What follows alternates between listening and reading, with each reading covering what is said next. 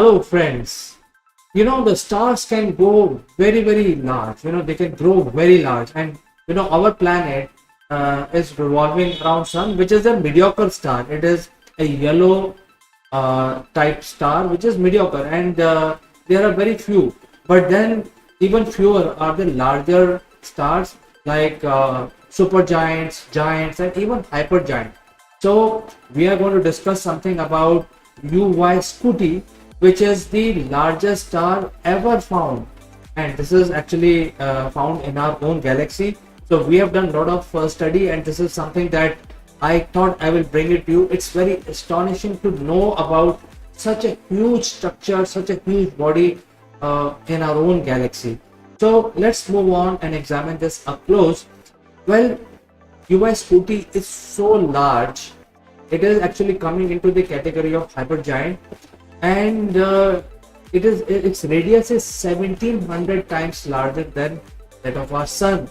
So if you want to basically examine this star, it is 1700 times bigger than our sun. You can imagine how big this star would be, and it is in our own galaxy. And what kind of environment this star must be creating. Now, just to give you a perspective, this is the a portion of UY Scuti, and this little dot is our sun. This is the size difference between UY Scuti, which is the largest star we have been able to locate, and our sun. So our sun and the entire solar system looks so small in front of this large star.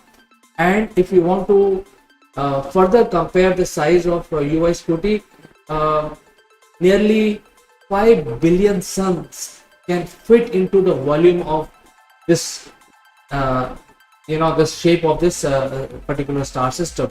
So it is huge, it is astonishingly huge, it is astonishingly powerful. And I mean, if you look at the brightness, it burns very, very hard and produce a lot of light, lot of different kinds of radiation and different types of light. And since it's a very, very large star, it produces a lot of heavier elements.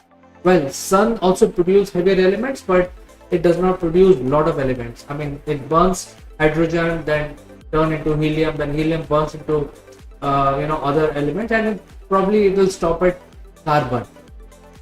That is the limit of sun. Whereas this star can produce even more elements during its life cycle, and this is also a variable star because it actually fluctuates in terms of size, because the star is so huge and the core may be also very, very big. And because of that, sometimes it produces more energy, sometimes it produces less energy, and based on the amount of energy it produces, more kinetic energy is available, and that balances the gravity. So when the star is not producing a lot of energy, it will shrink a little bit, and when it is producing more energy, it will expand a little bit. So this is a variable star. And we've also calculated that this variable has a frequency, and it is of 740 days. And it basically shrinks a little bit, and the shrinking will bring more intense reaction at the core. And because of this intense reaction, the gravity will basically be balanced. So this is a very peculiar characteristic of UY Scuti star system. And where it is located, it is actually not very far off. It is only 9,500 light years away from Earth, but it is towards the center. It is actually much closer to the center of the Milky Way, much closer to the Sagittarius A star, our own black hole, and it rotates around it. So it is not very far off from Earth, but it is quite far. I mean, it is far that it will not have any impact on Earth. So we can still use very sensitive instruments and see this large star and its effect on the surroundings. Well, in terms of its burning, because it burns very hard and it's very, very bright, and that is why it is hypergiant. It is falling into a category of hypergiant. and throughout its life it will burn brightly, and it also create a lot of solar wind which keep escaping, along with the energy.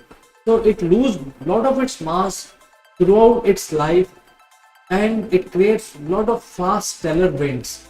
So that is another thing which is very peculiar around this. And because of this huge stellar winds, the chances are there will be no planets, there will be no material available to form planets, because the wind velocity will be so high that none of the material will remain there in the orbit to basically stick around and eventually form planets. So this star is creating a huge stellar storm all the time and burning very rapidly, very fast.